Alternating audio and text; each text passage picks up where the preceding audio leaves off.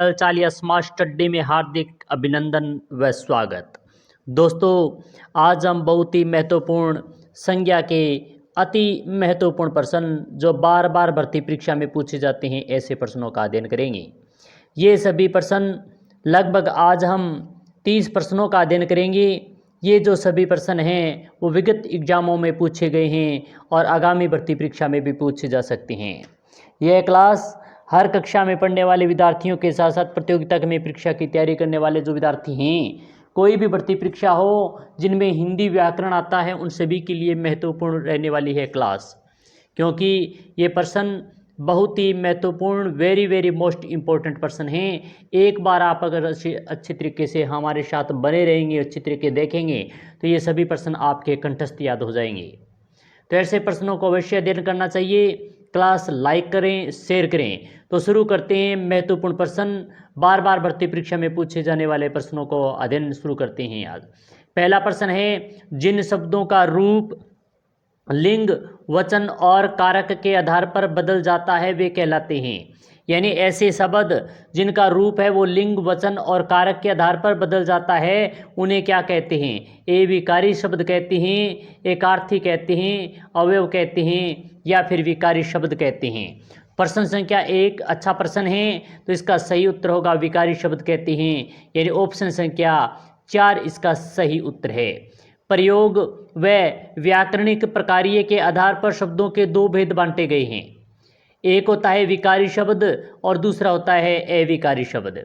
विकारी शब्द की बात करें तो लिंग, वचन और कारक और काल के अनुसार परिवर्तन हो जाते हैं, उन्हें विकारी शब्द कहते हैं। और अविकारी शब्द वो होते हैं जिनमें लिंग, वचन, कारक के अनुसार उसमें कोई परिवर्तन नहीं होता, वे अविकारी शब्द होते हैं।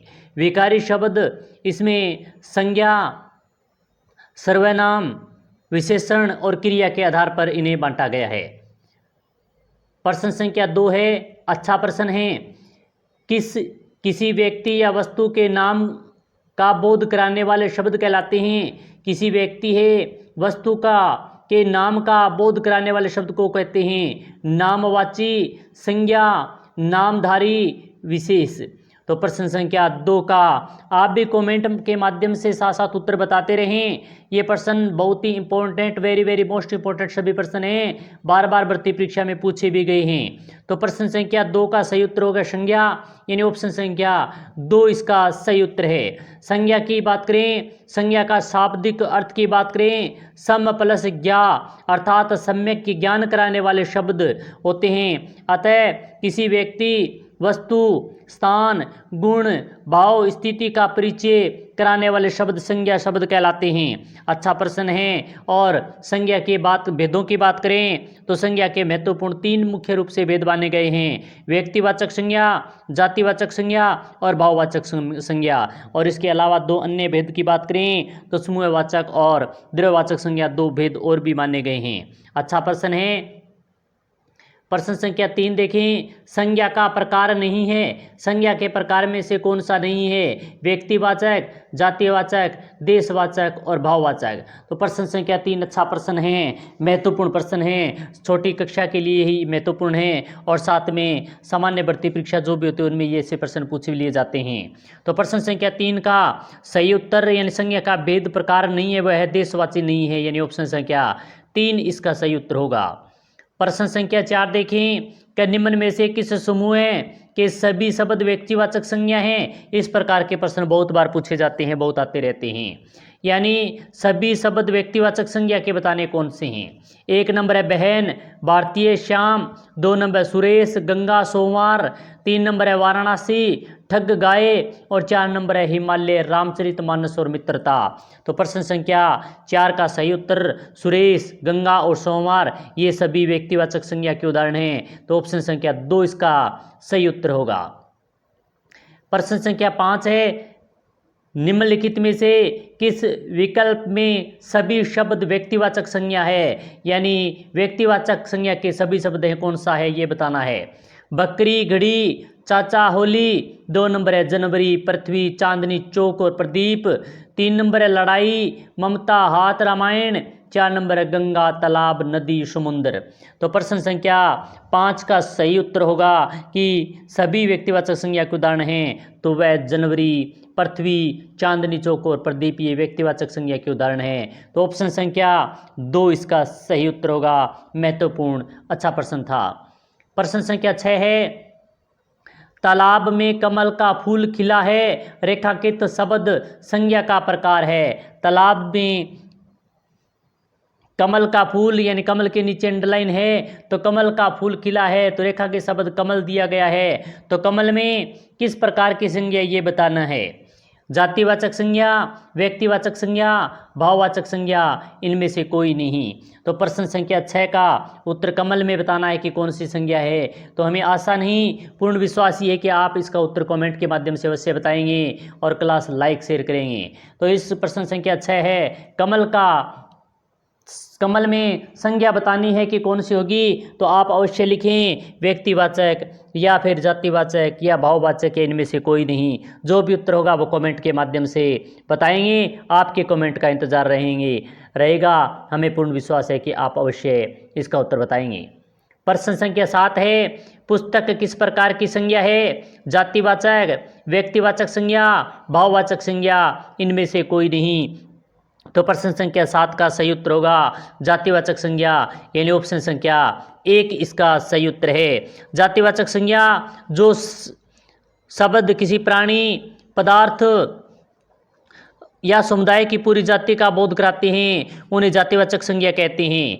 जैसे मनुष्य है, नर है, नारी है, फल है, पुस्तक है, नदी है आदि महत्वपूर्ण शब्द होते हैं जो जातिवाचक संज्ञा का उदाहरण हैं। अच्छा प्रश्न है और भर्ती परीक्षा में भी पूछा गया है। यह भर्ती परीक्षा की बात करें तो PSI भर्ती परीक्षा हुई थी, उसमें यह प्रश्न पूछा भी गया है। प्रश्न संख्या 8 है इनमें से किस विकल्प में सभी शब्द जातिवाचक संज्ञा हैं। यानी जो शब्द दिए गए इनमें से जातिवाचक संज्ञा के कौन से सभी उदाहरण हैं। 1 नंबर है हिमालय, काशी शहर। 2 नंबर दिल्ली, पहाड़, कामिनी। 3 नंबर पहाड़, बालक, नदी। 4 नंबर शहर, पहाड़, मोहन। तो प्रश्न संख्या 8 का जो सही उत्तर होगा वह है पहाड़, बालक और नदी ये सभी जातिवाचक संज्ञा के उदाहरण हैं। तो ऑप्शन संख्या 3 इसका सही उत्तर होगा। प्रश्न संख्या 9 है अच्छा प्रश्न है, महत्वपूर्ण प्रश्न है, बार बार भर्ती परीक्षा में पूछे जाने वाला प्रश्न है। निम्न में से किस विकल्प में सभी शब्द जातिवाचक संज्ञा हैं। यानी सभी शब्द जातिवाचक संज्ञा के हैं कौन से हैं। भारत, रामायण, मोहन है या फिर 2 नंबर पुस्तक, पहाड़, नदी। 3 नंबर जयपुर, लड़की, बुढ़ापा और 4 नंबर गंगा, हिमालय, मनुष्य। तो जातिवाचक संज्ञा का उदाहरण बताना है कि किस में है। तो प्रश्न संख्या 9 में जो पुस्तक, पहाड़ और नदी दिया गया है ये जातिवाचक संज्ञा का उदाहरण है। तो ऑप्शन संख्या 2 इसका सही उत्तर होगा। प्रश्न संख्या 10 है किस विकल्प में सभी शब्द भाववाचक संज्ञा के हैं। यानी सभी शब्द भाववाचक संज्ञा के कौन से ये बताना है। बालक, प्रीति, अनेकता। पशु, पुस्तक, धैर्य, सौंदर्य, अपनापन, निपुण, ईर्ष्या, बचपन और नैतिकता।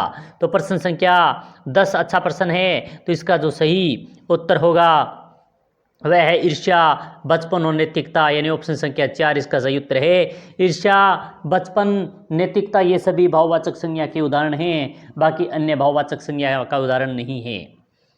प्रश्न संख्या 11 है झूठा आदमी विश्वास के योग्य नहीं होता, इस वाक्य में विश्वास है। यानी झूठा आदमी विश्वास के योग्य नहीं होता है। तो इस वाक्य में जो विश्वास दिया गया है तो ये किस प्रकार का उदाहरण है। एकर्म क्रिया, जातिवाचक संज्ञा, गुणवाचक विशेषण, भाववाचक संज्ञा। तो प्रश्न संख्या जो 11 दिया गया है इसका जो सही उत्तर होगा वह है भाववाचक संज्ञा। ऑप्शन संख्या 4 इसका सही उदाहरण है। प्रश्न संख्या 12 है इनमें भाववाचक संज्ञा है बालक, सुंदर, बचपन, 55। तो प्रश्न संख्या 12 अच्छा प्रश्न है। भाववाचक संज्ञा किसमें है ये बताना है। तो बचपन जो दिया गया है प्रश्न संख्या 13 का ऑप्शन संख्या 3 बचपन इसमें भाववाचक संज्ञा है, बाकी किसी में भाववाचक संज्ञा नहीं है। प्रश्न संख्या 13 है बच्चा का भाववाचक संज्ञा रूप है बचकानापन, लड़कपन, बालकपन। प्रश्न संख्या 13 है, इसमें थोड़ी मिसप्रिंट है, यहाँ पर बचपन आएगा, बच और पन।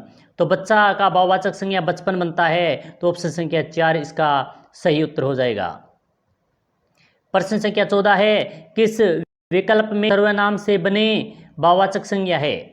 समता, ममता, विषमता, आर्थिकता। तो यानी जो 4 दिए गए इनमें से सर्वनाम से बनी भाववाचक संज्ञा कौन सी है ये बताना है। तो प्रश्न संख्या 14 का जो सही उत्तर होगा वह है ममता। ऑप्शन संख्या 2 इसका सही उत्तर है, जो सर्वनाम से बनी भाववाचक संज्ञा ममता है। प्रश्न संख्या 15 है, भाववाचक संज्ञा का उदाहरण है बूढ़ा, बच्चा, यौवन, लड़का। तो भाववाचक संज्ञा का इन चारों में से उदाहरण बताना है कि कौन सा सही है। तो भाववाचक संज्ञा का उदाहरण सही की बात करें तो इसका सही उत्तर होगा यौवन। ऑप्शन संख्या 3 इसका सही उत्तर है, यौवन है जो भाववाचक संज्ञा का उदाहरण है। प्रश्न संख्या 16 है, निम्न में से भाववाचक संज्ञा का उदाहरण नहीं है। अब इस बार ये बताना है कि भाववाचक संज्ञा का कौन सा उदाहरण नहीं है। बचपन, बुढ़ापा, अमर और सफलता। तो इन चारों में से ये बताना है कि कौन सा शब्द है जो भाववाचक संज्ञा का उदाहरण नहीं है, तो वह है अमर। अमर व्यक्ति कोई होता है तो उसमें भाववाचक, अमर में भाववाचक संज्ञा नहीं है, तो ऑप्शन संख्या 3 इसका सही उत्तर होगा। प्रश्न संख्या 17 है, निम्नलिखित में भाववाचक संज्ञा कौन सी है? अब भाववाचक संज्ञा बतानी है कि इन चारों में से कौन सी है। शत्रुता, वीर, मनुष्य, गुरु। तो प्रश्न संख्या 17 का जो सही उत्तर होगा वह शत्रुता। शत्रुता में भाववाचक संज्ञा है, यानी ऑप्शन संख्या 1 इसका सही उत्तर है। प्रश्न संख्या 18 है, किस शब्द में भाववाचक संज्ञा है? गाय, होली, हिमालय और मित्रता। मित्र से बना मित्रता और मित्रता होती है, वहाँ पर भाववाचक संज्ञा होती है। तो ऑप्शन संख्या 4 इसका सही उत्तर होगा। तो भाववाचक संज्ञा का उदाहरण है वो मित्रता है। ऑप्शन संख्या 4 इसका सही उत्तर है। प्रश्न संख्या 19 है, किस विकल्प में सभी शब्द भाववाचक संज्ञा हैं? आकार, वर्तमान और समान। समझ, बुढ़ापा आएगा यहाँ, बुढ़ापा और चतुराई। मिठास, सत्य, पालतू, गहरा, उष्णता और अनुचित। तो प्रश्न संख्या 19 का जो सही उत्तर होगा वह है समझ। यहाँ पर बुढ़ापा आएगा, बुढ़ापा और चतुराई। ऑप्शन संख्या 2 इसका सही उत्तर है। समझ में, बुढ़ापा में और चतुराई शब्द में भाववाचक संज्ञा है, अन्य में भाववाचक संज्ञा नहीं है। प्रश्न संख्या 20 है, निम्नलिखित में से किस विकल्प में भाववाचक संज्ञा युक्त शब्द हैं? जो शब्द दिए गए हैं इनमें से भाववाचक संज्ञा कौन सी है युक्त है, तो ये बताना है। पहाड़, नदी, मोहन, सड़क, यहाँ सड़क आएगा। गंगा, जयपुर, बचपन, योग्यता। तो प्रश्न संख्या 20 का जो सही उत्तर होगा वह है बचपन और योग्यता। ऑप्शन संख्या 4 इसका सही उत्तर है, क्योंकि ये सभी जो भाववाचक संज्ञा युक्त हैं, बचपन और योग्यता, ये दोनों शब्द हैं वो भाववाचक संज्ञा से युक्त हैं। प्रश्न संख्या 21 है, भाववाचक संज्ञा के अंतर्गत आते हैं, यानी भाववाचक संज्ञा के अंतर्गत आते हैं, कौन से आते हैं? पशु, पक्षी आदि आते हैं, गुण दोष आते हैं, दिशाएं, आभूषण आदि आते हैं। तो प्रश्न संख्या 21 का जो गुण और दोष जो भी होते हैं वो सभी भाववाचक संज्ञा के अंतर्गत आते हैं। तो ऑप्शन संख्या 2 इसका सही उत्तर होगा। प्रश्न संख्या 22 है, विद्वान विशेषण से बनी भाववाचक संज्ञा है। विदुषी, विधाता, विद्वता, वरदान। तो प्रश्न संख्या 22 अच्छा प्रश्न है, महत्वपूर्ण प्रश्न है। इस प्रकार के प्रश्न कई बार भर्ती परीक्षा में पूछा भी गया है, और 2013 वाली भर्ती परीक्षा हुई थी, 2012 वाली, तो उसमें यह है तृतीय श्रेणी शिक्षक भर्ती में ये प्रश्न पूछा भी गया था कि विद्वान विशेषण से बनी भाववाचक संज्ञा है, तो विद्वान से विशेषण विद्वता बनी है, यानी ऑप्शन संख्या 3 इसका सही उत्तर होगा। प्रश्न संख्या 23 है, निम्नलिखित में से जातिवाचक संज्ञा से बनी भाववाचक संज्ञा कौन सी है? जातिवाचक संज्ञा से बनी भाववाचक संज्ञा बतानी है कौन सी है? बुढ़ापा, मिठास, सजावट, ममता। तो प्रश्न संख्या 23 का जो सही उत्तर होगा वह बुढ़ापा। बूढ़ा से बना बुढ़ापा, और बुढ़ापा जातिवाचक संज्ञा बुढ़ापा है जो भाववाचक संज्ञा है। बूढ़ा व्यक्ति जातिवाचक संज्ञा, बुढ़ापा बना भाववाचक संज्ञा, इसलिए ऑप्शन संख्या 1 इसका सही उत्तर हुआ। प्रश्न संख्या 24 है, मधुर विशेषण से बनी भाववाचक संज्ञा है। मधुर जो शब्द दिया गया है वह विशेषण है, और इस मधुर विशेषण से भाववाचक संज्ञा कौन सी बनी? माधुर्य, मधुरिमा, माधुरी, मधुरता। तो प्रश्न संख्या 24 का जो सही उत्तर होगा वह होगा माधुर्य। ऑप्शन संख्या 1 इसका सही उत्तर है। मधुर विशेषण से माधुर्य भाववाचक संज्ञा बन गई। प्रश्न संख्या 25 है, कौन सा प्रत्यय लगने से मधुर विशेषण भाववाचक संज्ञा में परिवर्तित हो जाएगी? यानी कौन सा प्रत्यय लगाएं, जैसे मधुर जो विशेषण दिया गया है तो इसमें भाववाचक संज्ञा बन जाएगी। तवै, ता, तम, पन। तो मधुर में विशेषण जो दिया गया है और इसमें कौन सा प्रत्यय लगाएंगे? तो हम इसमें ता प्रत्यय लगाएंगे तो मधुर से मधुरता बनेगा, और मधुरता बनते ही यह भाववाचक संज्ञा बन जाएगी। तो ऑप्शन संख्या 2 इसका सही उत्तर होगा। 25 का 2 नंबर सही उत्तर है। प्रश्न संख्या 26 है, इनमें विशेषण से बनी भाववाचक संज्ञा नहीं है। यानी विशेषण से बनी भाववाचक संज्ञा कौन सी नहीं है ये बताना है। प्राथमिकता, सुंदरता, समता और ममता। तो प्रश्न संख्या 26 का जो सही उत्तर होगा, इनमें से भाववाचक संज्ञा नहीं है। तो भाववाचक से जो संज्ञा नहीं है वह है ममता में। ऑप्शन संख्या 4 इसका सही उत्तर होगा।